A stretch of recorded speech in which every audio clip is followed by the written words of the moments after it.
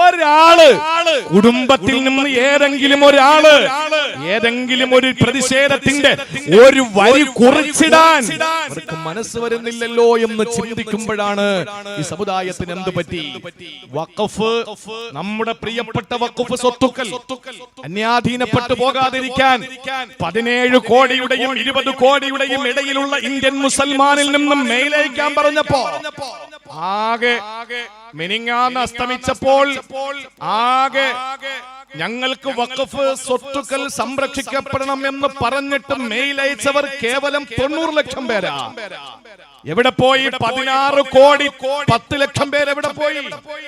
ഗണേശോത്സവത്തിന്റെ ആ സന്ദർഭത്തിൽ 4 ഭാഗത്തും QR കോഡ് ഒട്ടിച്ചിട്ട് നാനാഭാഗങ്ങളിൽ നിന്ന് മറ്റുള്ള ആളുകൾ വഖഫ് സ്വത്ത് സെൻട്രൽ ഗവൺമെന്റ് പിടിച്ചെടുക്കുകയും ഒരു അമുസ്ലിമിനെ വഖഫ് ബോർഡിൽ വെക്കുകയും ആ വഖഫ് സ്വത്തുകൾ കണ്ടുകെട്ടുകയും ചെയ്യണമെന്ന് പറഞ്ഞിട്ട് QR കോഡ് സ്കാൻ ചെയ്തിട്ട് അതിനെ സപ്പോർട്ട് ചെയ്യാൻ വേണ്ടിയുള്ള തിക്കും തിരക്കിലും എത്രയോ ആളുകൾ മറിഞ്ഞു വീഴുന്നു.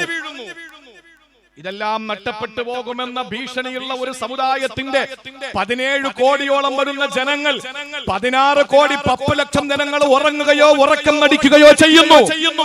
കേവലം 90 ലക്ഷം ആളുകൾ മാത്രമാണ് മെയിൽ അയച്ചത്. എന്തേ? തന്റെ അരക്കൊപ്പമുള്ള ഉയരത്തിലുള്ള മൊബൈലും തൂക്കിപ്പിടിച്ച് പണ്ടാരോ തെങ്ങ് വെട്ടുകാരൻ തേങ്ങ വെട്ടാൻ വേണ്ടിയിട്ട് തേങ്ങ വെട്ടാൻ ഏണിയും ചുമന്ന് കൊണ്ടുപോകും പോലെ തോളത്ത് ചിമാട് വെച്ചിട്ട് ഒരു തുണി വെച്ചിട്ട് മൊബൈൽ ചുമന്നു കൊണ്ടുപോകുന്ന ഭീമാകാരമായ മൊബൈലും കൊണ്ട് നടക്കുന്ന നമുക്ക് 24 മണിക്കൂറും ഇൻസ്റ്റാഗ്രാമിലും ഫേസ്ബുക്കിലും യൂട്യൂബിലും ഇതുപോലുള്ള എല്ലാ സൗകര്യങ്ങളും ഉപയോഗിച്ചുകൊണ്ടിരിക്കുമ്പോ ആരോ ഒരാള് പള്ളിയുടെ ചുമരിൽ ഒട്ടിച്ചിരിക്കുന്ന QR കോഡ് ചെന്ന് സ്കാൻ ചെയ്തിട്ട് എനിക്കിതിനോട് താല്പര്യമില്ല എന്ന് കേവലം പറയേണ്ട സ്വത്വബോധത്തെ ചോദ്യം ചെയ്യുന്ന സമയത്ത് അതിനെതിരെ ഒന്ന് ശക്തമായി ഒരു നയാ പൈസയുടെ ചെലവില്ലാത്ത പണി ചെയ്യാൻ പോലും നമുക്കിന്നും മടിയാ. ആലോചിച്ചു നോക്ക്. അള്ളാഹു നമുക്ക് ബോധം തരട്ടെ സഹോദരങ്ങളെ. ഞാൻ പറഞ്ഞു വന്നത്, ദേഷ്യപ്പെടേണ്ട സമയത്ത് ദേഷ്യപ്പെടണം, കോപിക്കേണ്ട സമയത്ത് കോപിക്കാത്തവൻ ഫഹുവ ഹിമാറുൻ എന്ന് പഠിപ്പിച്ചത് മഹാനായ നമ്മുടെ ഇമാമുന സയ്യിദുന ശാഫിഈ റളിയല്ലാഹു അൻഹു ആണ്. അതുകൊണ്ട് എല്ലാ കാര്യങ്ങളും ഇങ്ങോട്ട് എന്ത് പറഞ്ഞാലും അങ്ങോട്ട് ബിരിയാണി വാങ്ങിച്ചു കൊടുക്കണമെന്നല്ല ഈ പറയുന്നത്. ഇങ്ങോട്ട് നമ്മളെ വിമർശിക്കാൻ വരുന്നവർ നമ്മുടെ വ്യക്തിത്വത്തെ അല്ലെങ്കിൽ നമ്മളെ ഓരോരുത്തരുടെ ഏതെങ്കിലും കാര്യങ്ങളെ മോശമായ രീതിയിൽ കണ്ടുകൊണ്ട് അല്ലെങ്കിൽ തെറ്റിദ്ധരിച്ചുകൊണ്ട് വിമർശിക്കാൻ വേണ്ടി വരുന്നവരോട് നമ്മൾ അതേ ഭാഷയിലല്ല തിരിച്ചടിക്കേണ്ടത്. ഫിർഔൻ ഗുരുതരമായ 5 തെറ്റുകൾ ചെയ്തവനാണ്. ആ ഫിർഔൻ 5 തെറ്റുകൾ ചെയ്തു. എന്താ 5 തെറ്റ്? ഞാൻ റബ്ബാന്ന് പറഞ്ഞു, പ്രവാചകനെ കളവാക്കി, ഒരു സമുദായത്തിന്റെ ആൺകുട്ടികൾ അറുകൊല ചെയ്തു, അവിടത്തെ സമുദായത്തെ ശണ്ഡീകരിച്ചു, അവിടെ അക്രമം അഴിച്ചുവിട്ടു. ഈ ഗുരുതരമായ 5 തെറ്റ് ചെയ്ത ഫിർഔന്റെ അടുക്കലേക്ക് കലീമുല്ലാഹി മൂസ അലൈഹിസ്സലാമിനെയും തന്റെ സഹോദരനായ പ്രഭാഷകനായ ഹാറൂൻ നബി അലൈഹിസ്സലാമിനെയും അല്ലാഹു തആല നിയോഗിക്കുമ്പോൾ അവർ രണ്ടുപേരെയും വിളിച്ച് പ്രത്യേകം പറഞ്ഞൊരു കാര്യം, ഇദ്ഹബാ ഇലാ ഫിർഔന ഇന്നഹു തഗാ ഫഖൂലാ ലഹു ഖൗലൻ ലയ്യിനാ.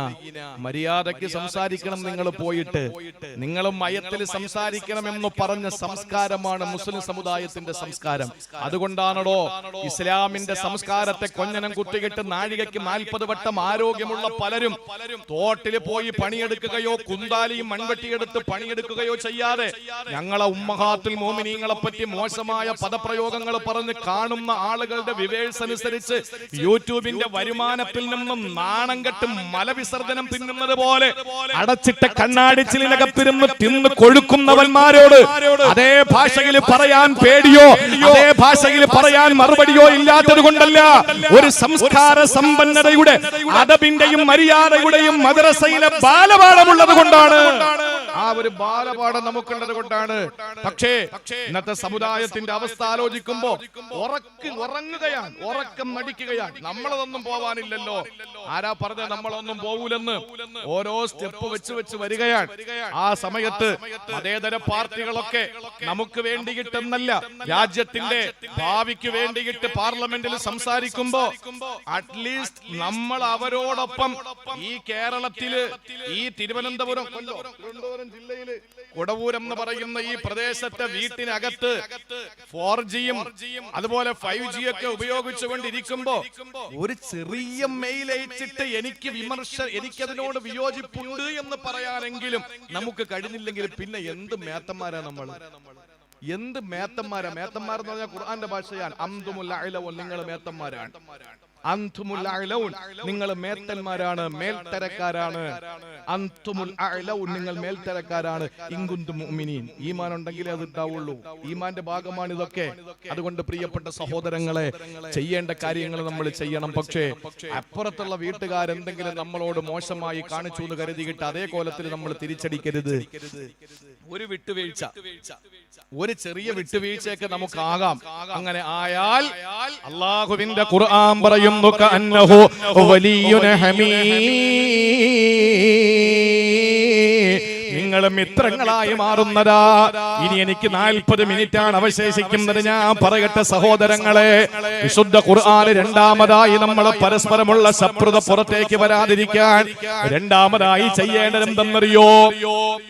നമുക്കൊക്കെ ഏറ്റവും കൂടുതൽ സംഭവിച്ചു പോയ പരാജയം എവിടെയാണ്? നമ്മൾ ആരെങ്കിലും 3 പേര് കൂടുമ്പോ നാലാമത്തവനെ പറ്റിയിട്ട് ഇങ്ങനെ വെട്ടിയിട്ട് ആ നന്നായിട്ട് വേവിക്കാതെ തന്നെ ഇറച്ചി അങ്ങ് തിന്നും.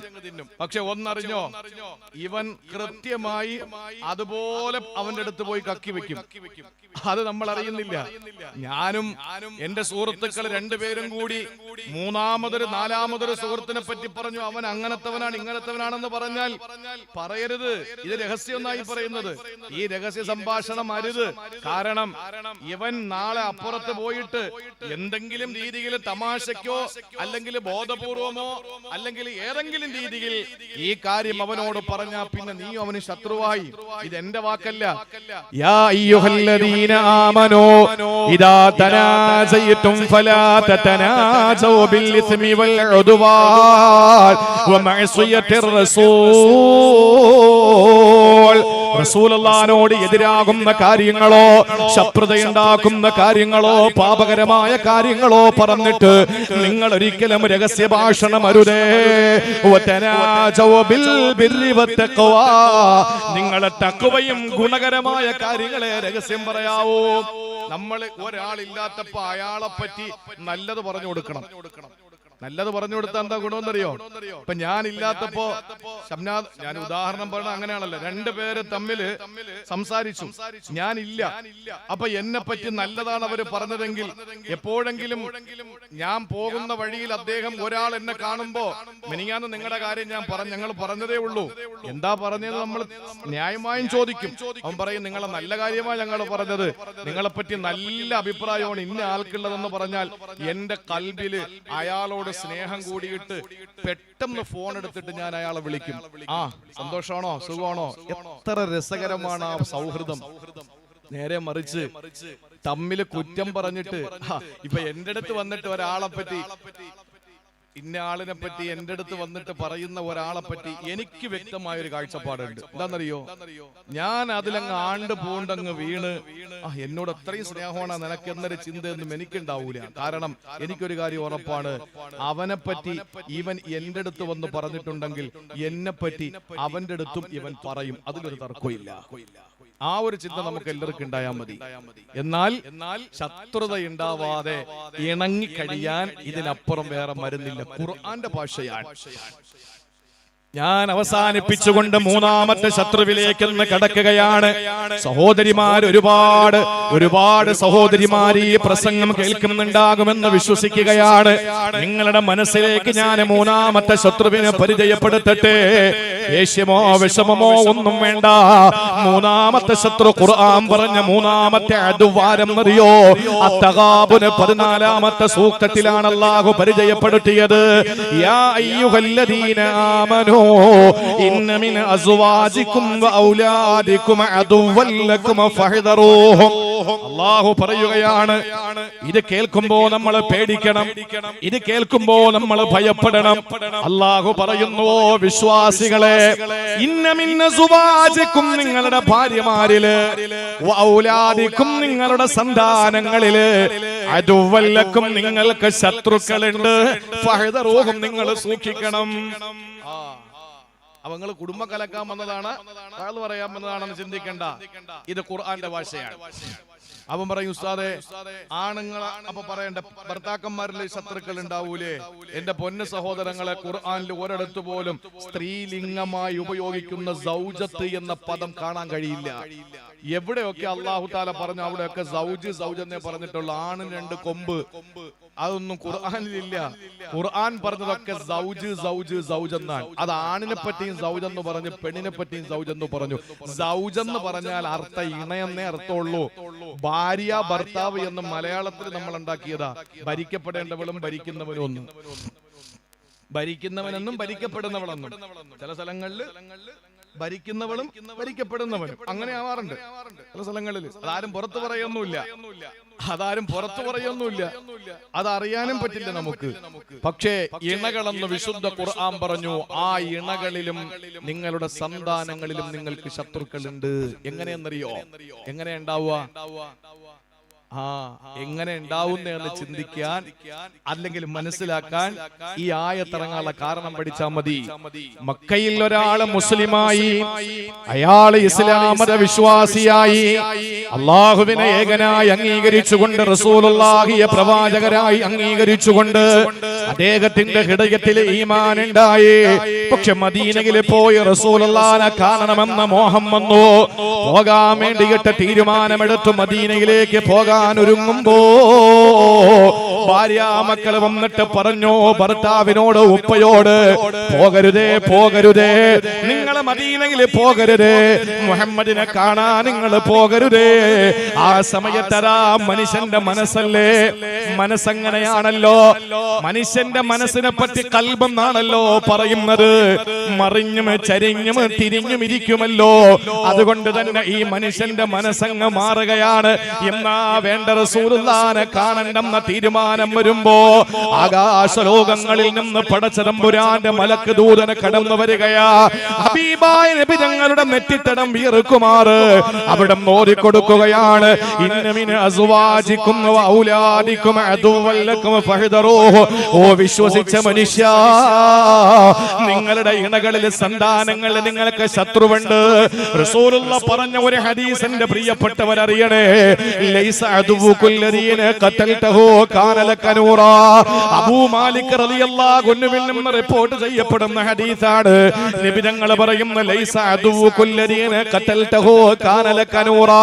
നീ രണാങ്കണത്തിൽ വെച്ച് ഒരുത്തനെ കൊന്നാൽ ആ കൊലകാരണം നിനക്ക് നാളെ പരലോകത്ത് പ്രകാശം കിട്ടും. വൈന ഖതലക ദഖൽതൽ ജന്ന. ഇനി അവൻ നിന്നെ കൊന്നാൽ അത് കാരണം നീ സ്വർഗ്ഗത്തിലാണ്. സഹോദരങ്ങളെ, ഫലസ്തീനി ബാലനായ പാവപ്പെട്ട ഒരു പൊന്നുമോന് ഏതോ ഒരു ഇസ്രായേലി ശ്വാന പട്ടാളക്കാരന്റെ നേരെ കല്ലെടുത്തെറിഞ്ഞു. ആ ശ്വാന പട്ടാളക്കാരൻ വീണ് ചത്തുപോയ അല്ലാഹുവിന്റെ റസൂൽ പറയുന്നു, ഈ ഫലസ്തീനി ബാലന് അതുകൊണ്ട് നാളെ പരലോകത്ത് പ്രകാശമാണ്. ഇനി പൊതിച്ചോറെന്ന നിലയില്, അതല്ലെങ്കിൽ ഭക്ഷണ കിറ്റാനെന്ന വേജേന് ഒരു ബോംബിട്ടുകൊണ്ട് ഫലസ്തീനി ബാലനെ നശിപ്പിച്ചെന്നിരിക്കട്ടെ. അങ്ങനെ ഒരു നാശമാ ഫലസ്തീനി ബാലനുണ്ടായാൽ അത് കാരണമായി ദഖലൽ ജന്ന, അല്ലാഹുവിന്റെ സ്വർഗ്ഗം അവനെ ഉറപ്പാണെന്ന് പഠിപ്പിച്ച ശത്രുവുണ്ടല്ലോ. ആ ശത്രുവല്ല യഥാർത്ഥ ശത്രു. നമ്മുടെ ശത്രുവാരാണ്? നമ്മൾ കുറെ ലിസ്റ്റ് ഇങ്ങനെ എടുത്ത് വെച്ചിട്ടുണ്ട്. ഞാൻ ആമുഖം പറഞ്ഞല്ലോ, ആ ശത്രുക്കളെ നമ്മൾ ഇങ്ങനെ മനസ്സിലോട്ട് കൊണ്ടുവരും. എന്നാ പഠിച്ചോ, നിങ്ങളിൽ ഏറ്റവും വലിയ ശത്രുവാരെന്നറിയോ? കുടവൂരുകാരെ, നിങ്ങളുടെ ഏറ്റവും വലിയ ശത്രുവാരാണ്?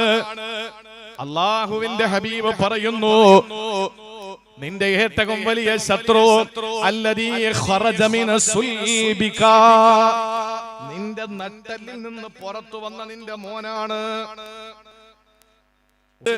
9 മാസം കഴിഞ്ഞ് നിറവയറുമായിട്ട് ലേബർ റൂമിനകത്ത് പോയി. ലേബർ റൂമിനകത്ത് ചെന്നപ്പോ പ്രസവം രണ്ടാലൊരു രീതിയിൽ. ഒന്ന് സിസേറിയൻ അല്ലേ? ഒന്ന് സിസേറിയൻ, രണ്ടാമത്തേത്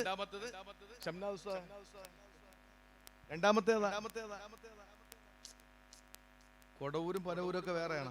ഒന്ന് സിസേറിയൻ, രണ്ടാമത്തേത് പറയേ ഉറച്ചു പറ, സുഖപ്രസവം. സുഖപ്രസവം പെണ്ണുങ്ങൾ കേൾക്കണ്ട. നല്ല സുഖമാണ് പ്രസവിക്കാൻ. എല്ലാരും പറയും എങ്ങനെ ഭാര്യ പ്രസവിച്ചു? അൽഹംദുലില്ലാ ഭാര്യ പ്രസവിച്ചു. എങ്ങനെ? സുഖപ്രസവം. എന്തൊരു സുഖമായിരുന്നെന്നറിയോ? മരണത്തിനെ മുഖാമുഖം കാണുക. ഒരു നിമിഷത്തെ ആ വേദന അവൾക്ക് മറക്കാനുള്ള ഒരു ഫളില്, അത് മറന്ന് പ്രസവിച്ച് കുഞ്ഞിനെ കയ്യിൽ കൊടുത്ത് തന്റെ മാതൃത്വം തെളിയിക്കപ്പെട്ട് തന്റെ സ്തനത്തിൽ നിന്ന് പാനം നടത്തി ആ കുഞ്ഞിനെ ഒന്ന് തലോടുമ്പോ ആ പെണ്ണിനുണ്ടാകുന്ന മാതൃത്വത്തിന്റെ ആ ഒരു തികവ്, ആ ഒരു മാഹാത്മ്യം, ആ പെണ്ണിങ്ങനെ അനുഭവിക്കുന്ന ഞാനൊരു ഉമ്മയായി എന്റെ സ്ത്രീത്വം തെളിയിക്കപ്പെട്ടു എന്ന ചിന്ത, അപ്പോഴാണ് കെട്ടിയോൻ കയറി വരുന്നത് 1 കിലോ കപ്പപ്പഴമായിട്ട്. എന്തെങ്കിലും ദേഷ്യം കാണിക്കോ? എന്തെങ്കിലും വെറുപ്പ് കാണിക്കോ? കണ്ടോയിക്ക നമ്മുടെ മോൻ എന്നൊക്കെ പറഞ്ഞ് ഇങ്ങനെ സന്തോഷിപ്പിക്കും. ഒരു അരമണിക്കൂർ മുമ്പത്തെ ഒരു 3 മിനിറ്റ് നീണ്ടു നിൽക്കുന്ന ആ വേദന നമ്മളങ്ങ് മറന്നു. അത് അള്ളാഹു കൊടുക്കുന്ന ഒരു വലിയ ഭാഗ്യമാണ്. അതൊരു വലിയ ഭാഗ്യമാണ്. അപ്പോ ഈ പെണ്ണ് പ്രസവിച്ചു, നൊന്തു പെറ്റു. എന്നിട്ട് എങ്ങും പോകില്ല. കുഞ്ഞിനെ നോക്കി നോക്കിയിരിക്കും. കാല് വളരുന്നോ, കൈ വളരുന്നോ, തലമുടി വളരുന്നോ, പുരികം വളരുന്നോ, നോക്കി നോക്കി ആറ്റുനോറ്റ് നിലത്തു വെച്ചാൽ ഉറുമ്പരിക്കും, തലയിൽ വെച്ചാൽ പേനരിക്കും. വളർത്തി വളർത്തി 18 വയസ്സായി. ശൈശവം പിന്നിട്ട്, ബാല്യം പിന്നിട്ട്, കൗമാരം പിന്നിട്ട്, യൗവനത്തിലേക്ക് എത്തി 18 വയസ്സായി. ഇതിനിടയിൽ കാണാമറയത്തുള്ള ഒരാളും കൂടിയുണ്ട്. കൺവെട്ടത്തുള്ള ഉമ്മ ഇതൊക്കെ ചെയ്യുമ്പോഴും കാണാമറയത്ത് കഷ്ടപ്പെട്ട് എല്ല് മുറുകെ പണിയെടുത്ത് ചോര നീരാക്കി കൊണ്ടുവന്ന് ഈ ചെറിയ കിളികൾ അതിന്റെ വിറകുകൾ കൊണ്ടുവന്ന് കൂട് നിർമ്മിക്കാൻ ശേഖരിക്കുന്നത് പോലെ ഒരുമിച്ച് കൂട്ടി അവിടെയിട്ട് ഇവിടെയിട്ട്, അവിടെ നിന്നും പറ്റിപ്പ് കിട്ടി, ഇവിടെ നിന്നും തേപ്പ് കിട്ടി, അവസാനം ഉള്ളതൊക്കെ കൊണ്ടുവന്നു ഇങ്ങനെ ഒരുമിച്ച് കൂട്ടി 15ഓ 20ഓ പവൻ സ്വർണം ഉണ്ടാക്കി. എന്റെ മോക്ക് 18 വയസ്സ് കഴിഞ്ഞു. ഇപ്പോ ആ മകളെ, നല്ല ഒരു മരുമകനെ, എനിക്കും എന്റെ ഭാര്യയ്ക്കും എന്റെ കുഞ്ഞിനോടുള്ള സ്നേഹത്തെക്കാൾ സ്നേഹിക്കുന്ന ഒരുത്തനെ കണ്ടെത്തണം. അങ്ങനെ സ്നേഹത്തോടെ, ബഹുമാനത്തോടെ, ദുആയോടെ, പ്രാർത്ഥനയോടെ കാത്തിരുന്ന് നേരം വെളുത്ത് നോക്കുമ്പോ 20 പവനും ഇല്ല, പൊന്നാര മോളും ഇല്ല. പിന്നെയാണ് അറിയുന്നത് ഒരുത്തനോടൊപ്പം സ്ഥലം വിട്ടിരിക്കുന്നു. ഉമ്മയും വാപ്പയും പറഞ്ഞു അവൾക്ക് ചെറിയൊരു കുരുത്തക്കേട് കാണിച്ചു, പക്ഷെ നമ്മളെ വിട്ട് പോകാൻ അവൾക്ക് പറ്റൂല. അതുകൊണ്ട് കേസ് കൊടുത്തിട്ട് ആ സമയത്ത് പൊറുക്കാം, വാപ്പ എല്ലാം പൊറുക്കാം, നീ വാ എന്ന് പറയുമ്പോ ഏതുമ്മ നിങ്ങളിൽ നിന്ന് മാനസിക പീഡനവും ശാരീരിക ഉപദ്രവവും അല്ലാതെ എന്തെങ്കിലും ഞാൻ നേരിട്ടിട്ടുണ്ടോ? അതുകൊണ്ട് എനിക്ക് ഈ അണ്ണം മതി, എന്നെ പൊന്നുപോലെ നോക്കും. ഏത് കരിവണ്ട് കണക്ക് നിൽക്കേണ്ട ഒരുത്തൻ. സുന്ദരിയായ പെണ്ണ് കരിവണ്ടിന്റോടൊപ്പം ഒളിച്ചോടി നല്ലൊരു മാപ്പിളയെ കണ്ടെത്തി കല്യാണം കഴിപ്പിച്ചു കൊടുക്കാനുള്ള വാപ്പയുടെ ഉമ്മയുടെ സകല സങ്കല്പങ്ങളെയും തെറ്റിച്ച് ഏതോ പോകുമ്പോ ഒരു നല്ല കാണാനൊരു മൊഞ്ചുള്ളവരോടെ പോണ്ടേ, ഇതിനു വേണ്ടി ഒരു വിഭാഗത്തെ മാറ്റി നിർത്തിയിരിക്കുക. ഞാൻ കുറ്റം പറയല്ല. ഒരു കോടതിയിൽ പറയുന്നു നമുക്ക് എന്ത് ചെയ്യാൻ പറ്റും, മോളെ തീരുമാനിക്കട്ടെ, മോൾക്ക് വിട്ടിരിക്കുകയാണ്. ഈ പറയുന്നവൻ എത്ര ആവേശത്തോടെ പറയാൻ, മോളെ തീരുമാനിക്കട്ടെ. ഈ പറയുന്നവന്റെ വീട്ടിൽ നിന്ന് സ്വന്തം മോൾ ഒളിച്ചോടി പോകുമ്പോഴേ അതിന്റെ നീറ്റൽ ഉണ്ടാവുള്ളൂ, അപ്പോഴേ അതിന്റെ നീറ്റൽ അറിയാൻ പറ്റുള്ളൂ. അങ്ങനെ ഈ പെണ്ണ് ഒളിച്ചോടി പോയി. പാപ്പയും ഉമ്മയും വേണ്ടാന്ന് പറഞ്ഞിട്ട് ഏതോ ഒരുത്തനോടൊപ്പം പോയി. പോട്ടെ, നമ്മൾ ചിന്തിക്കും പോട്ടെ, മരിച്ചു എന്റെ മോള്. 1 കൊല്ലം കഴിഞ്ഞിട്ട് ആ പ്രിയപ്പെട്ട മകൾക്ക് സർവ്വതും നഷ്ടപ്പെട്ടു. ചരച്ചരയ്ക്കപ്പെട്ട വൈക്കോൽ ചണ്ടി പോലെ ആ പാവപ്പെട്ട പെൺകുട്ടി അവിടെ പീഡനങ്ങൾ ഏൽക്കാൻ തുടങ്ങി. അവസാനം വീട്ടിലേക്ക് വിളിച്ചു. പതിഞ്ഞ സ്വരത്തിൽ വാപ്പ ഫോൺ എടുത്തപ്പോൾ, ഉമ്മ ഫോൺ എടുത്തപ്പോൾ ഉമ്മയോട് മോള് പറഞ്ഞു, ഉമ്മ ഞാൻ വന്നോട്ടെ. ഒരൊറ്റ ഫോൺ വെപ്പാൻ എന്താ പറഞ്ഞിട്ട്, ഇങ്ങനൊരു മോളില്ല, മരിച്ചു. എന്നാലും കിടന്നിട്ട് ഉറക്കം വരുന്നില്ല. നമുക്ക് എന്തായാലും നമ്മുടെ മോളെ കളയാൻ പറ്റില്ല, വിളിച്ചോണ്ട് വരും. അങ്ങനെ വിളിച്ചുകൊണ്ട് നിർത്തുന്നു. എന്റെ പ്രിയപ്പെട്ട സഹോദരങ്ങളെ, ഈ മകൾക്ക് അവൻ കൊടുത്ത സമ്മാനമായി കിട്ടിയ കുട്ടിയുമായിട്ട് കയറി വരുന്ന മകള് ഇവിടെ എങ്ങനെയൊക്കെയോ കുടിച്ച് തിന്ന് ജീവിച്ചു. ഈ വാപ്പ പറയുന്നു പോട്ടെ, എന്ത് ചെയ്യാൻ, അതിനെപ്പറ്റി ചിന്തിക്കണ്ട. ഇവിടെയോ എനിക്ക് നാണക്കേടായി. ആ വാപ്പാക്ക് പിന്നെ പള്ളിയിൽ പോകാൻ വയ്യ, ആളുകളൊക്കെ നോക്കുന്നത് പിന്നെ അങ്ങേരെയാ. മോൾക്ക് ഉമ്മാക്ക് മറ്റു സ്ഥലങ്ങളിൽ മരിപ്പിനോ കല്യാണത്തിനോ പോകാൻ പറ്റുന്നില്ല. അവിടെ ഒക്കെയും പോയാൽ എല്ലാവരും നോക്കുന്നത് ഈ പാവപ്പെട്ട ഉമ്മയെയാണ്. ഇളയ കുട്ടിക്ക് പിന്നെ ആലോചനകളൊന്നും വരുന്നില്ല. എല്ലാം മൂട്ട പെൺകുട്ടിയുടെ ഒളിച്ചോട്ടത്തെ പറ്റിയിട്ട് മാത്രമേ പറയാനുള്ളൂ. കുടുംബം നശിച്ചു. എല്ലാ രീതിയിലും അവര് വല്ലാത്ത സങ്കടത്തിലായി. അപ്പോഴും ബാപ്പയും ഉമ്മയും പറയുന്നത് പോട്ടെ, എന്ത് ചെയ്യാൻ, നാളെ പരലോകത്തെങ്കിലും നമുക്ക് രക്ഷപ്പെടാമല്ലോ. ചിന്തയുണ്ടോ നിങ്ങൾക്ക് അങ്ങനെ? സിറാത്ത് പാലത്തിന്റെ മുമ്പിലെത്തുമ്പോ ഈ ഒളിച്ചോടിയ പെണ്ണ് വന്നിട്ട് റബ്ബിനോട് പറയുന്ന പദം എന്താണെന്നറിയോ? റബ്ബനാ വാതിഹിം ലൈഫൈനി മിനൽ അദാബ്, എന്റെ ഉമ്മയ്ക്കും ബാപ്പയ്ക്കും ഡബിൾ ശിക്ഷ കൊടു തമ്പുരാനേ. അവിടെയും നമുക്ക് നന്നായിട്ട് രക്ഷപ്പെടാൻ കഴിയില്ല. ആ നിലയിൽ ഇഹത്തിലും പരത്തിലും നമ്മുടെ ശത്രുവായി മാറിയ മോള് ഖുർആൻ പറഞ്ഞതിൽ വല്ലതും തെറ്റുണ്ടോ? തെറ്റുണ്ടോ? തെറ്റില്ല. സഹോദരി, മീൻ വാങ്ങിയതിന്റെ ബാലൻസ് പൈസ, പാല് വാങ്ങിയതിന്റെ ബാക്കി, ഫീസ് അടച്ചതിന്റെ ബാക്കി, ഗ്യാസ് എടുത്തതിന്റെ ബാക്കി, ഇതെല്ലാം സ്വരൂപിച്ച് കലത്തിൽ ഭർത്താവ് നോക്കാത്തടുത്തിടണമല്ലോ. ഭർത്താവ് നോക്കാത്തടുത്തിടണമെങ്കിൽ ഞാനൊരു സ്ഥലം പറഞ്ഞുതരാം. അരിക്കലത്തിലൊക്കെ പെണ്ണ് എല്ലാവർക്കും അറിയാം, പുരുഷന്മാർ ഓടി അരിക്കല ആദ്യം തപ്പുന്നേ. ഭർത്താവ് കാണാത്തടുത്ത് നിങ്ങൾക്ക് പൈസ വെക്കണമെങ്കിൽ ഒരു ഐഡിയ പറഞ്ഞുതരാം. കുടുംബ ക്ലാസ് ആയിരുന്നെങ്കിൽ അത് പയറ്റിയേനെ. പക്ഷെ ഇപ്പൊ പറയുമ്പോ എന്തായാലും ഭർത്താക്കന്മാര് കേൾക്കുന്ന ആൾ അവിടെ ആയിരിക്കും ആദ്യം തപ്പുക. ഭർത്താക്കന്മാര് കാണാത്തടുത്ത് പൈസ വെക്കണമെങ്കിൽ ഖുർആനകത്ത് വെച്ചാൽ മതി. ഈ കാക്ക ജീവിതത്തിൽ തൊടാത്തൊരു സാധനമാണ്. അവിടെ ഭദ്രമായി ഇരുന്നോളും. ഈ പൈസ എവിടെയോ നീ സൂക്ഷിച്ചു വെച്ചു. ആ പൈസ ആരും കാണാതെ നീ പൂഴ്ത്തി വെച്ചു. എന്തിനാന്നറിയോ? ഒന്നിനുമല്ല. റബീഉൽ അവ്വൽ വരുമ്പോ കുറച്ച് പായസം ഉണ്ടാക്കിയിട്ട് മക്കൾക്ക് കൊടുക്കണം. റമളാൻ വരുമ്പോ ഒരു ദിവസത്തെ നോമ്പ് തുറക്ക് എന്തെങ്കിലും കൊടുക്കണം. ഇയാളാണെങ്കിൽ ഒന്നും കൊടുക്കില്ല. അങ്ങനെ ഒരു ദിവസം ബാലൻസ് വന്ന പൈസ വെക്കാൻ വേണ്ടിയിട്ട് ആ പാത്രം എടുക്കുമ്പോ അതിനകത്ത് പൈസ കാണാനില്ല. ഇതെന്ത് ചെയ്തു? ഇതാര് മോഷ്ടിച്ചു? നോക്കുമ്പോണ്ട് 4 കാലിൽ വരുന്നുണ്ട് കെട്ടിയോൻ. അയാൾ എടുത്തോണ്ട് പോയി നന്നായിട്ട് കുടിച്ചു. നിങ്ങൾക്ക് തോന്നുന്നുണ്ടോ ഈ ഭർത്താവ് നിങ്ങളുടെ ശത്രുവല്ലാന്ന്? അല്ലാഹുവിന്റെ ഖുർആൻ പറഞ്ഞു, യാ അയ്യുഹല്ലദീന ആമനു ഇന്ന മിൻ അസ്വാജിക്കും വഔലാദിക്കും അദുവ്വൻ ലക്കും ഫഹദറൂഹും. നിങ്ങൾ സൂക്ഷിച്ചോ. നിങ്ങളുടെ ഏറ്റവും വലിയ ശത്രു നിങ്ങളുടെ പ്രിയപ്പെട്ട മക്കളാണ്. എല്ലാ മക്കളും അല്ല. ലൈഫായ ഹദീസാണെങ്കിലും ഞാനൊന്ന് പറയട്ടെ. അല്ലാഹുവിന്റെ റസൂല് പറഞ്ഞു, അവസാന കാലഘട്ടത്തിൽ സ്വന്തം കുട്ടിയെ വളർത്തുന്നതിനേക്കാൾ ഏറ്റവും നല്ലത് ജർവ കൽബിനെ വളർത്തലാണ്.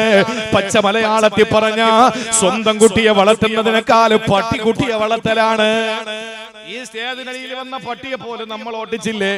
അള്ളാന്റെ ഹബീബ് പറയുന്നു, അവസാന കാലത്ത് സ്വന്തം കുട്ടിയെ വളർത്തുന്നതിനേക്കാൾ നല്ലത് ജർവ കൽബ്. ജർവ കൽബ് എന്ന് പറഞ്ഞ പട്ടിക്കുട്ടി, അതിനെ വളർത്തലാ നല്ലത്. അത് വാലെങ്കിലും ആട്ടി കാണിക്കും. ഇത് നമ്മുടെ വാലും തലയും മുറിച്ചോണ്ട് പോകാനേ ശ്രമിക്കുള്ളൂ. അതുകൊണ്ട് പ്രിയപ്പെട്ടവരെ, എങ്ങനെയാണ് ശത്രുവാകുന്നതെന്നറിയോ? അതും കൂടെ കേട്ടോളി. ഭാര്യയും മക്കളും അല്ലെങ്കിൽ ഭർത്താവും മക്കളും ശത്രുവാകുന്നത് എങ്ങനെയാണ്? എന്റെ സമുദായത്തിൽ ഒരു കാലം വരാനുണ്ട്.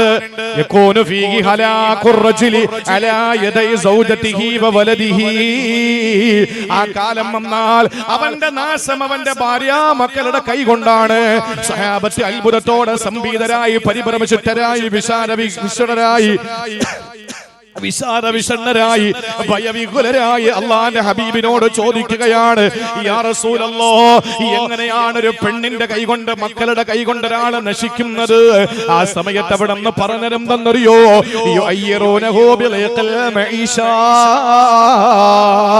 ജീവിത പ്രാരാബ്ദങ്ങൾ പറഞ്ഞ് ഭർത്താവിനെ കൊണ്ട് പലിശയ്ക്ക് പണമെടുപ്പിക്കുന്നത് പെണ്ണാണ്.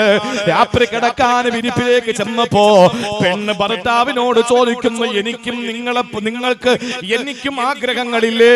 എന്റെ കൂട്ടുകാരികൾക്കൊക്കെ നല്ല വീടായി, അതുകൊണ്ട് എനിക്കും ഒരാഗ്രഹമില്ലേ നല്ലൊരു വീട്ടിൽ കിടക്കാൻ? എന്നും ഈ വീട്ടിൽ തന്നെ കിടന്നാലോ? അയാള് ചോദിക്കുന്നു, പെണ്ണെ ഞാൻ എന്ത് ചെയ്യാനാ? 300 400 രൂപ ദിവസം കിട്ടുന്നു, എങ്ങനെ വീടുണ്ടാക്കാനാ? അവസാനം ഭാര്യ പൊന്നെ ചക്കരേന്നൊക്കെ വിളിച്ചിട്ട് ഭർത്താവിനോട് പറയുന്ന ഒരു കാര്യം ഞാൻ പറഞ്ഞു തരാ, നിങ്ങളൊരു കാര്യം ചെയ്യും, ലോൺ എടുക്കുമോ? അങ്ങനെ ബാങ്കിൽ ചെന്ന് ലോൺ എടുത്തു. അയാളോട് പറഞ്ഞു, അയാൾ അയാൾ ചോദിച്ചു, ലോൺ എടുത്താൽ പിന്നെ എങ്ങനാ മോളെ അടയ്ക്കുക? അതിന് നിങ്ങൾ ഗൾഫിൽ പോകണം. ഒരാണെന്നും പറഞ്ഞിട്ട് നടക്കുകയാണല്ലോ. നിങ്ങളൊരാണാണോ? 3 മക്കളെ വാപ്പയോട് പെണ്ണ് ചോദിക്കുന്നു, ആണാണോ? അതെ, അങ്ങനെ ആ പാവപ്പെട്ടവൻ അതിൽ വീണു. തലേണ മന്ദിരത്തിൽ വീണിട്ട് ലോൺ എടുത്തു വീട് വെച്ചു. ആ 10 ലക്ഷം ലോൺ എടുത്തിട്ട് വീട് വെച്ചു. രണ്ട് ഡോർ ഇട്ടു, ഫ്രണ്ടിലും ബാക്കിലും 2 ഡോർ ഇട്ടു. ഒന്ന് കോൺക്രീറ്റ് ചെയ്തു. എന്നിട്ട് അകത്ത് താമസം ആരംഭിച്ചു. ഈ ലോൺ പിറ്റേ മാസം മൂലം അടയ്ക്കണമല്ലോ. അതിന് പാവപ്പെട്ടവന് വിദേശത്ത് പോവുകയാ. 10 വർഷം 10 ലക്ഷം രൂപയുടെ ലോൺ അടയ്ക്കാൻ 10 വർഷം ഗൾഫിൽ നിന്നു. സുബ്ഹാനല്ലാഹ്. അടച്ചിരുന്നപ്പോ മുതൽ അങ്ങനെയുണ്ട്, പലിശ മാത്രമേ അടഞ്ഞിട്ടുള്ളൂ. അവസാനം അവിടെ നിന്ന് കയറി വന്നു ഷുഗർ, അവിടെ നിന്ന് കയറി വന്നു പ്രഷറായി. എല്ലാ രോഗങ്ങളും ആ ശരീരത്തെ കാർന്ന് തിന്നാൻ തുടങ്ങി. അവസാനം ഭർത്താവ് വന്നിട്ട് ആ സ്ഥലവും വീടും അങ്ങ് വിൽക്കാൻ തീരുമാനിച്ചു. വാടക വീട്ടിലായി. പ്രിയപ്പെട്ട സഹോദരങ്ങളെ, അങ്ങനെ വാടക കൊടുത്തു മുടിഞ്ഞ് ഒരു ഭാഗത്ത് പോകുമ്പോൾ പലിശക്കാര് വിടുന്നില്ല, ഒരു ഭാഗത്ത് ഭാര്യയുടെ കുറ്റപ്പെടുത്തല്, ഒരു ഭാഗത്ത് നാണക്കേട്. ഇതെല്ലാം അനുഭവിച്ചിട്ട് മാനസിക വ്യഥയോടെ ഒരു ദിവസം തന്റെ പറമ്പില് അല്ലെങ്കിൽ ഏതോ ഒരു മരത്തിന്റെ ചില്ലയിലെ കയറ് കഴുത്തിൽ കുരുക്കിയിട്ട് ആത്മഹത്യ ചെയ്തു. ചോദിക്കട്ടെ ചെറുപ്പക്കാര്, ഈ പാവപ്പെട്ട സഹോദരൻ മരിക്കുന്നതിന്റെ പിന്നിൽ പ്രവർത്തിച്ചത് ഒരു പെണ്ണിന്റെ ദുരാഗ്രഹമല്ലേ?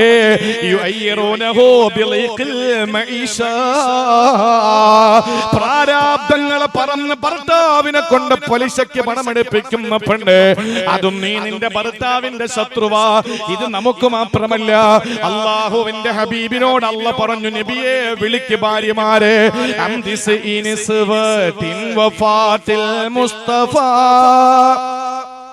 خيرنا فاخترنا النبي المقتفى عائشة وحفصة وسودا صفية ميمونة ورملا هند وزينب كذا جويريا للمؤمنين أمهات مرليا. ഭാര്യമാരെ മുഴുവനും വിളിച്ചു. എന്നിട്ട് നബിയെ, ചോരയ്ക്ക് പട്ടിണിയാകും നിങ്ങൾക്ക് ഉണ്ടാവുക, സഹിക്കാൻ പറ്റുമോ? ഇല്ലെങ്കിൽ നിങ്ങൾ തിരിച്ചു പൊയ്ക്കോ, ഞാൻ നിങ്ങളെ ഒഴിവാക്കി വിടാം. ആയിഷ ബീവിയുടെ അടുത്തെത്തിയപ്പോ അള്ളാന്റെ ഹബീബ് പറഞ്ഞു, ആയിഷ നീ അഭിപ്രായം പറയണ്ട. എന്നോടുള്ള സ്നേഹം കൊണ്ട്, നിന്റെ പ്രായത്തിന്റെ ചാപല്യം കൊണ്ട് നീ അതേ നങ്ങ് പറയാൻ സാധ്യതയുണ്ട്. അതുകൊണ്ട് നിന്റെ അഭിപ്രായം വാപ്പ അബൂബക്കർ പറയട്ടെ, ഉമ്മ റൂമാം പറയട്ടെ. അള്ളാന്റെ ഹബീബിന്റെ മുമ്പിൽ എല്ലാ ഭാര്യമാരും ഏകസ്വരത്തിൽ പറഞ്ഞു. അബൂബക്കർ തങ്ങളും പറഞ്ഞു, നബിയേ, സന്തോഷ സന്താപ സമ്മിശ്രമായ ജീവിതത്തിന്റെ വഴിത്താരയാണ് വൈവാഹികം. സന്തോഷം വന്നാലും ഒരുമിച്ച്, ദുഃഖം വന്നാലും ഒരുമിച്ച് ഞങ്ങൾ സഹിച്ചു നിന്നോളാം. ഒരു പെണ്ണിനെ കൊണ്ട് പറ്റൂല, ഒരു സ്ത്രീയെ കൊണ്ട് പറ്റില്ല നിൽക്കാൻ.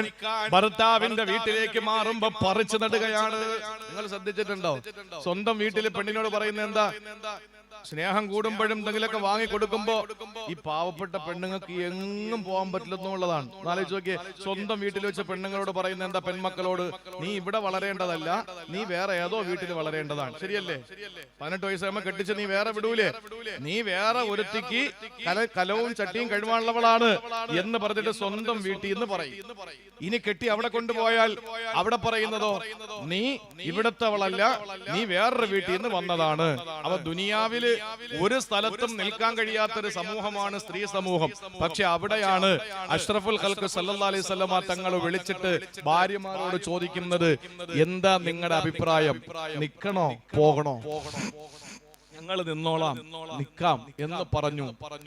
പ്രിയപ്പെട്ട സഹോദരങ്ങളെ, ദാരിദ്ര്യത്തിന്റെ കയ്പ് നീര് കുടിച്ച്, ദാരിദ്ര്യത്തിന്റെ ഏറ്റവും വലിയ വിഷമകരമായ അവസ്ഥ വന്ന് അവസാനം ഓരോ മനുഷ്യനും പലിശയ്ക്ക് പണമെടുപ്പിക്കുന്നു. നിങ്ങൾക്കറിയൂലേ, വനാന്തരത്തിലൂടെ, ഘോരവനത്തിലൂടെ സപ്തർഷിമാര് സഞ്ചിയും തോളത്ത് തൂക്കി വരികയാണ്. സഞ്ചിയും തോളത്ത് തൂക്കി സപ്തർഷിമാര് വരുമ്പോ വനവേടം മുന്നിൽ വന്ന് പിടികൂടി. വനവേടം വന്നിട്ട് സഞ്ചി പിടിച്ചു പറിക്കാൻ ശ്രമിച്ചു. ആ സമയത്ത് സപ്തർഷിമാര് ചോദിച്ചു, അത്ര വനവേട എന്തിനാ പിടിച്ചു പറിക്കുന്നത്? എന്റെ ഭാര്യ മക്കൾക്ക് ഭക്ഷണം കൊടുക്കാനാ. വനവേടനോട് സപ്തർഷിമാര് ചോദിച്ചു, വനവേട നീ പിടിച്ചു പറിക്കുന്നത് യമലോകത്ത് ശിക്ഷിക്കപ്പെടും. അന്ന് ശിക്ഷ നീ ഒറ്റയ്ക്ക് വാങ്ങുവോ അതെ നിന്റെ ഭാര്യ കൂടി പങ്കാവോ? നിന്റെ ഭാര്യ കൂടി ശിക്ഷ പങ്കാവോ അതെ നീ ഒറ്റയ്ക്ക് സഹിക്കുവോ? സപ്തർഷിമാരോട് വനവേടൻ പറഞ്ഞു, എനിക്കറിയില്ല, ചോദിച്ചിട്ട് വാ, ഞങ്ങൾ ഇവിടെ തന്നെ ഉണ്ടാവും. വനവേടൻ ഓടി വന്നു ഭാര്യയോട് ചോദിച്ചു, അല്ല നീ പിടിച്ചു പറിക്കപ്പെട്ട് ഞാൻ പിടിച്ചു പറിച്ചു കൊണ്ടുതരുന്ന സാധനം നീ തിന്നുന്നു, നാളെ യമലോകത്ത് ശിക്ഷ വാങ്ങുമ്പോ എന്നോടൊപ്പം നീ കൂടെ ശിക്ഷ പകുത്തെടുക്കുമെന്ന് ചോദിച്ചു.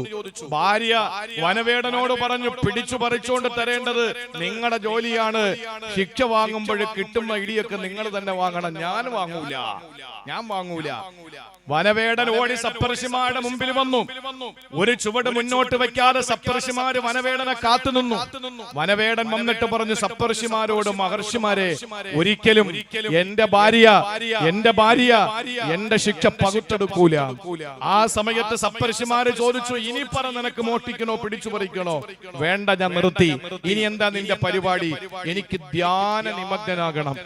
ആരുടെയും കണ്ണിൽ പെടാത്ത ഒരു സ്ഥലം ചൂണ്ടിക്കാണിച്ച് സപ്തർഷിമാരുടെ ഇടപെടലിലൂടെ പിടിച്ചു പറിക്കാമെന്ന വനവേടൻ ധ്യാനം കൊണ്ടു. ആ ധ്യാനത്തിലിരുന്ന് 4 ഭാഗത്ത് ചിതൽ പുറ്റു വന്നു. 4 ഭാഗത്ത് ഉറുമ്പ് കൂട് വെച്ചു, വലിയ കൂട് കെട്ടി. ആ വനവേടൻ ആരെന്നറിയോ? വനവേടനാണ് പ്രിയപ്പെട്ടവരെ മാനുഷാദ അരുള് കാട്ടാള എന്ന് പറഞ്ഞ വാൽമീകി മഹർഷി. വാൽമീകി എന്ന് പറഞ്ഞാൽ തന്നെ ഉറുമ്പിന്റെ പുറ്റെന്നാണ്. ഉറുമ്പിന്റെ പുറ്റിനിടയിൽ, ചിതൽ പുറ്റിനിടയിൽ എന്തുകൊണ്ട് ധ്യാന നിമഗ്നനായിരിക്കുന്ന ആ വനവേടൻ എന്തുകൊണ്ട് ഇങ്ങനെയായി? ഒരു കാര്യം നമ്മൾ അറിയണം, ശിക്ഷകൾ നമ്മൾ ഒറ്റയ്ക്ക് തന്നെ വഹിക്കണം. ഭാര്യാമക്കള് അവരെ നമ്മളെ പലതും പ്രലോഭിപ്പിക്കും. അത് കൂടെ നിൽക്കുന്ന ഭാര്യമാരുമുണ്ട്, അഷ്റഫുൽ ഖൽക്കിന്റെ മഹദിമാരായ ഉമ്മഹാത്തുൽ മുഅ്മിനീങ്ങളെ പോലെ. അതുകൊണ്ട് നമുക്ക് സന്തോഷത്തോടെ നിൽക്കാൻ കഴിയണം. ഒരിക്കലും കുടുംബങ്ങൾ അങ്ങോട്ടും ഇങ്ങോട്ടും ശത്രുക്കളാകരുത്. അത് തെറ്റുകൾ ചെയ്യിപ്പിക്കുമ്പോഴാണ്. എപ്പോഴും നമ്മൾ അറിയണം, എങ്ങനെയാണ് വേടൻ വന്നിട്ട് വല വിരിക്കുന്നത്? വിശപ്പ് കൊണ്ടാണ്. വേടൻ വല വിരിച്ചത് എന്തിനാണ്? വിശപ്പ് കൊണ്ട്. ഈ വേട്ട മൃഗം വലയിൽ കുടുങ്ങിയത് എന്തിന്റെ പേരിലാണ്? മനസ്സിലായില്ല. ചൂണ്ടയും ഇട്ടുകൊണ്ട് പാലത്തിന്റെ മുകളിൽ ചൂണ്ട ഇട്ടുകൊണ്ടെടുത്ത് നിൽക്കുന്നു. അവന് വിശപ്പ് കൊണ്ടാണ് ചൂണ്ടയിടുന്നത്. ആ മീൻ കിട്ടിയിട്ട് വേണം പൊരിച്ച് തിന്നാൻ, വിശപ്പടക്കാൻ. ഈ ചൂണ്ടയിൽ വന്ന് പിടിക്കുന്ന മീൻ എന്തുകൊണ്ടാ പിടിക്കുന്നത്? വിശപ്പ് കൊണ്ടാണ്. ആ ചൂണ്ടയുടെ അഗ്രഭാഗത്ത് വേസ്റ്റ് കെട്ടിയിട്ട് തീറ്റയാണെന്ന് പറഞ്ഞ് ആ മത്സ്യം വന്ന് അതിൽ പിടിക്കും. വിശപ്പ്, മീനിനും വിശപ്പ്, മീൻ പിടിക്കുന്ന മുക്കുവനും വിശപ്പ്, ലോകത്ത് വിശപ്പോട് വിശപ്പ്. പക്ഷേ അള്ളാഹു അനുവദിച്ച മാർഗത്തിലല്ലാതെ ഒരാളും മറ്റൊരാളെ പ്രേരിപ്പിച്ചിട്ട് ഭക്ഷണം കഴിക്കരുത്. അങ്ങനെ കഴിച്ചാൽ സ്വന്തം ഭർത്താവ് ഭാര്യയുടെ ശത്രു, സ്വന്തം ഭാര്യ ഭർത്താവിന്റെ ശത്രു, മക്കൾ ശത്രുവോട് ശത്രു. ഇതാണ് 3ാമത്തെ ശത്രു. അള്ളാഹു നമ്മളെ കാത്തുരക്ഷിക്കട്ടെ.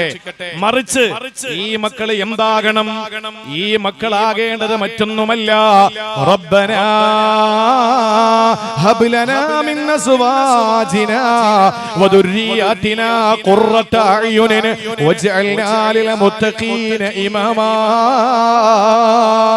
അല്ലാഹുവിന്റെ ഖുർആൻ പറയുന്നു, റബ്ബനാ ഹബ് ലനാ മിൻ അസ്വാജിനാ വദുർരിയാതിനാ.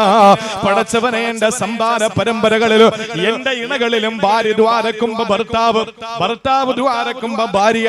അല്ലാഹുവേ, എന്റെ ഇണകളിലും എന്റെ സന്താനങ്ങളിലും ഞാൻ നിന്നോട് ചോദിക്കുന്നത് ഖുർറത അയുനിന്, കണ്ണിന് കുളിർമയാണ് റബ്ബേ. കണ്ണിന് കുളിർമ തരണേ അല്ലാ. എന്റെ മക്കൾ എനിക്ക് കണ്ണിന് കുളിർമയാകണം. എന്റെ ഭാര്യ ഭർത്താവേ, എന്റെ ഭർത്താവേ ഭാര്യ കണ്ണിന് കുളിർമയാകണം.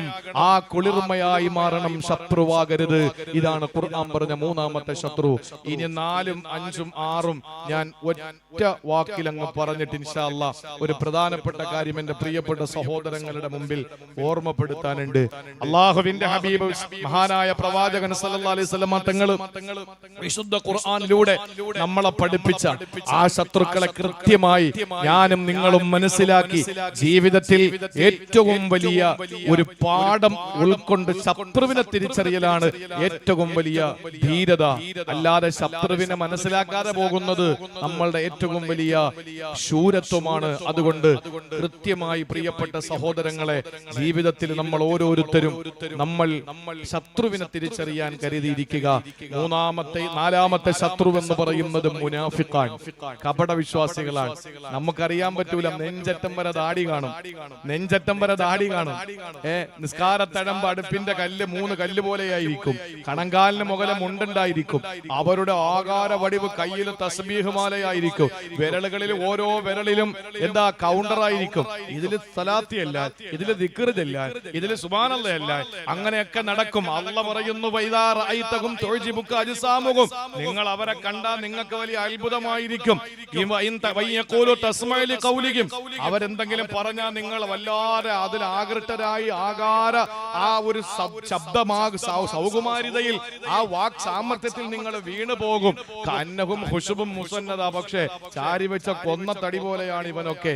അറിയാൻ പറ്റില്ല, ചിലപ്പോ പേര് അബ്ദുള്ള എന്നായിരിക്കും, ചിലപ്പോ ആരിഫ് എന്നായിരിക്കും.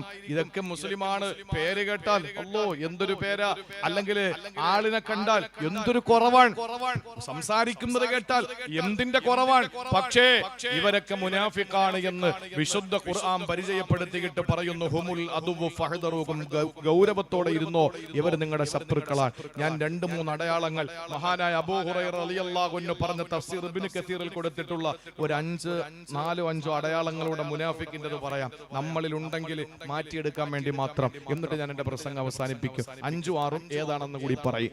അല്ലാഹുവിന്റെ റസൂൽ പറയുകയാണ്, 4ാമത്തെ ശത്രു മുനാഫിഖാണ്. ആ ശബ്ദമാധുര്യം നമ്മളെ വല്ലാതെ കേട്ടിരുത്തും, നമ്മളെ വല്ലാതെ കോർമയിൽ കൊള്ളിപ്പിക്കും. അവരുടെ ആകാര സൗട്ടവും നമ്മളെ വല്ലാതെ ഭയപ്പെടുത്തും.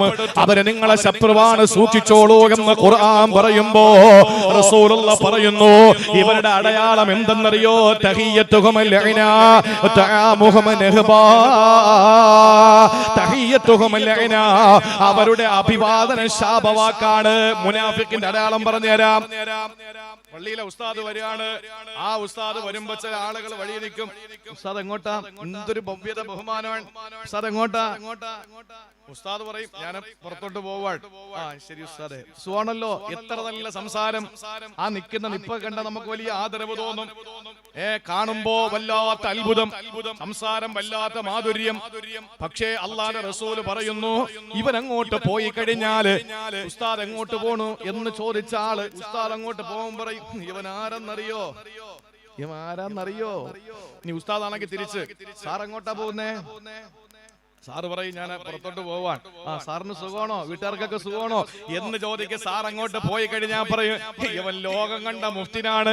ഇവൻ ആരെന്നറിയോ? തഹിയ്യത്തുഹും ലഅന, അഭിവാദനം മുഴുവനും ശാപവാക്കാണ്. ഇത് പ്രിയപ്പെട്ടവരെ ലക്ഷണം മുനാഫിഖിന്റേതാണ്. രണ്ടാമത് പറഞ്ഞ തആമുഹും നഹ്ബാ, ഇവൻ കഴിക്കുന്നതൊക്കെ പറ്റിച്ചും തട്ടിച്ചും വെട്ടിച്ചുമാണ്.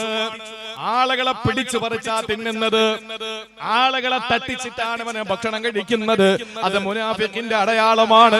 ഇനി പറയുന്ന ശ്രദ്ധിച്ചു കേട്ടോ സഹോദരങ്ങളെ, ശ്രദ്ധയോടെ കേട്ടോ. മുനാഫിഖ് എന്ന 4ാമത്തെ ശത്രുവിന്റെ അടയാളം റസൂലുള്ളാഹി പറഞ്ഞത്, ലാ യഖറബൂനൽ മസ്ജിദ ഇല്ലാ ഹജ്റാ, ഈ കാക്ക പെരുന്നാളിനെ പള്ളി കയറൂ. മുനാഫിഖ് അല്ലെങ്കിൽ വെള്ളിയാഴ്ച മാത്രം, പല സൈസാണ്. ചിലര് പെരുന്നാളിന് മാത്രം. പണ്ട് മയ്യത്ത് നിസ്കാരത്തിൽ പോയിട്ട് എങ്ങനെയോ കൂട്ടുകാരന്റെ മയ്യത്ത് നിസ്കാരത്തിൽ പണ്ടെങ്ങാനും പള്ളി പഠിച്ച ഓർമ്മ മാത്രമേ ഉള്ളൂ. മയ്യത്ത് നിസ്കാരത്തിന് പോയി നിസ്കരിച്ചിട്ട് വെളിയിറങ്ങിയിട്ട് ചോദിക്കുന്നു, അല്ല ഇപ്പൊ റുക്കൂ സുജൂദൊക്കെ നിർത്തിയ? മയ്യത്ത് നിസ്കാരത്തിൽ റുക്കൂ സുജൂദ് ഇല്ലല്ലോ. ഈ കാക്ക പണ്ട് മദ്രസയെ പഠിപ്പിച്ചപ്പോ ഉസ്താദിന്റെ അടി കൊണ്ട് പള്ളി കയറിയ ഓർമ്മ മാത്രമേ ഉള്ളൂ. പെരുന്നാളിന് മാത്രം പള്ളിയിൽ പോകുന്ന ഒരു വിഭാഗം. പിന്നെ അല്പം കൂടെ ഈമാൻ ഇച്ചിരി കൂടുതലുള്ള ചില ആളുകളുണ്ട്. വെള്ളിയാഴ്ച മാത്രം പള്ളിയിൽ കയറും, വെള്ളിയാഴ്ചയും കൂടെ കയറും, പെരുന്നാളിന് മാത്രമല്ല. ഇച്ചിരി അല്പം കൂടെ ഈമാൻ അങ്ങോട്ട് കൂടുതലുള്ള ആളുകളുണ്ട്.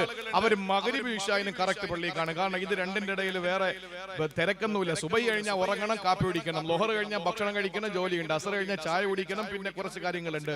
ഇശ കഴിഞ്ഞാൽ ഉറങ്ങണം, മഗ്‌രിബ് കഴിഞ്ഞാൽ പിന്നെ 1 മണിക്കൂർ 20 മിനിറ്റ് പുറം പള്ളിയിലും നല്ല ഫിത്ന കൗണ്ടർ ഉണ്ട്. ഫിത്നയുടെ കൗണ്ടർ ഉണ്ട്. അവിടെ പോയി ഇരിക്കുക. പള്ളിയുടെ ഉസ്താദ് ബിസ്മി ചൊല്ലി ഖത്തീബ് പോലെ തുടങ്ങി നാട്ടിലെ മുഴുവൻ ആളുകളെ പറ്റിയും ഫസാദ് പറഞ്ഞ് ഇശാക്ക് ബാങ്ക് വെക്കുമ്പോൾ അൽഹംദുലില്ലാ ഒരു നിസ്കാരം, പൊട്ടിക്കിടന്നൊരു ദുആ, എഴുന്നേറ്റൊരു പോക്ക്. വീട്ടിൽ കിടന്ന് അല്ലെങ്കിൽ മൺവെട്ടി എടുത്തൊന്ന് കിളച്ചിട്ടൊരു 10 മൂട് മരിച്ചിനി വെച്ചൂടെ? എത്ര നല്ല എക്സർസൈസും ആയി, മരിച്ചിനി. ഒരു ഉപയോഗമില്ല പള്ളി വരുന്നത്, ഒരു ഉപയോഗമില്ല.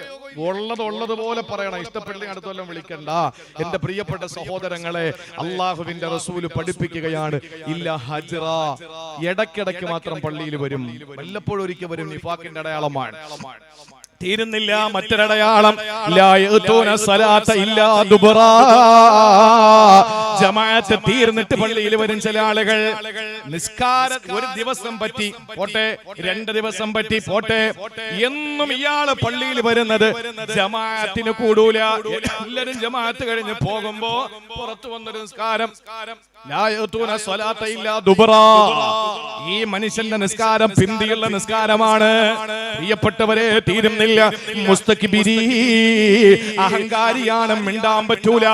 കടിച്ചു കീറുന്ന ഏതോ വലിയ ഒരു രൗദ്രതയുള്ള ക്ഷുദ്രജീവിയുടെ സ്വഭാവമാണ്. ഒരു മയവും ഇല്ല, സംസാരിക്കാൻ പറ്റൂല. കാണ്ടാമൃഗത്തിന്റെ സംസാരം, മിണ്ടാൻ പറ്റൂല. മുനാഫിക്കിന്റെ അടയാളമാണ്. ഇനിയോ റസൂലുള്ള പറയുന്ന 2 കൂടെ ഖുശ്ബും ബില്ലൈലി, രാത്രി കൊന്നത്തടി പോലെ കിടന്നുറങ്ങും. ചോദിച്ചു നോക്ക് ഭാര്യയോട്, വടവൃക്ഷം വീണതുപോലെ ഒരു ഉറക്കമാണ്. രാത്രി നിസ്കരിക്കൂല, ഒരൊറ്റ ഉറക്കമാണ്. ഒരു തടിക്കഷണം കിടക്കും പോലെ കിടക്കുന്നു. ഇനി നേരം വെളുത്തെഴുന്നേറ്റാലോ സഹബം ബിന്നഹാർ, പകലോ യവന്റെ വാ തുറന്ന പ്രശ്നമാണ്. പള്ളിയിൽ ബഹളം, ഓഫീസിൽ ബഹളം, കമ്മിറ്റിയിൽ ബഹളം, പള്ളിപ്പറമ്പിൽ ബഹളം, മദ്രസയിൽ ബഹളം, കമ്പോളത്തിൽ ബഹളം, എവിടെ പോയാലും ബഹളം. യവന് വാ തുറന്നാൽ പ്രശ്നം തന്നെയാണ്.